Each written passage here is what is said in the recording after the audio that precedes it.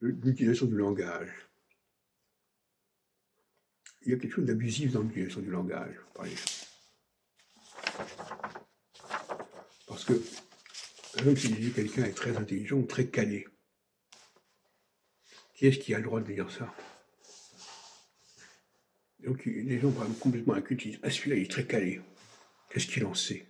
Parce que lui-même, il est nul. » Donc, il devrait dire « Il est plus calé que moi, ou il est plus intelligent que moi. » Mais le langage pose un problème. Qui a le droit de parler, au fin de compte? Parce que le langage a une fonction de qualification. Qui a le droit de parler? Qui a le droit de s'exprimer?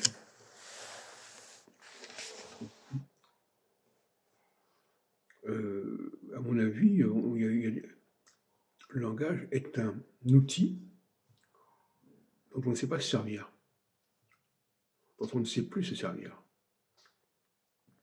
Et qui a le droit d'utiliser ce langage?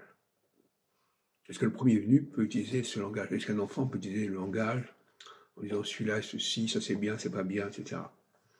Donc, nous avons là l'exemple même d'un outil dont on n'a pas le mode d'emploi, en quelque sorte.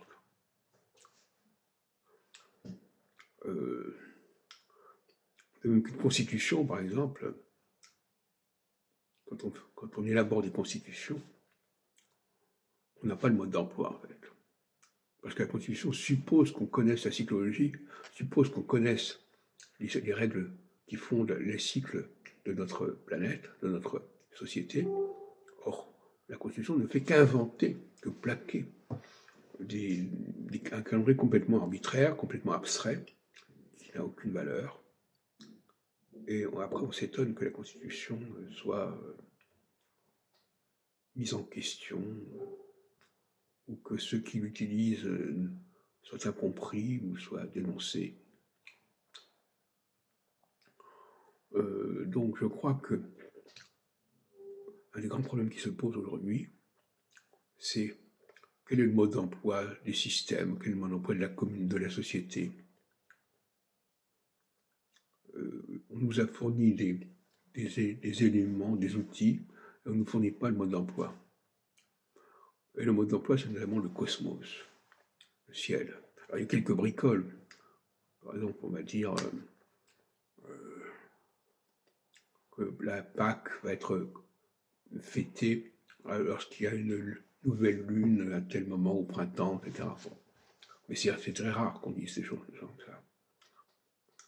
C'est vrai que le calendrier judaïque et musulman tient davantage compte de certaines choses que le calendrier chrétien, qui est décalé complètement lui.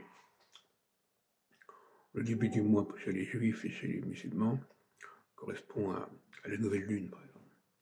Il fallait regarder la nouvelle lune, il fallait regarder le premier croissant de lune pour dire qu'on était entré dans un nouveau mois.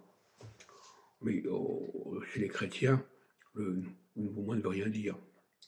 Cela dit, le mois de janvier correspond plus ou moins au solstice d'hiver, et la Pâque correspondait plus ou moins à l'équinoxe d'automne, de printemps.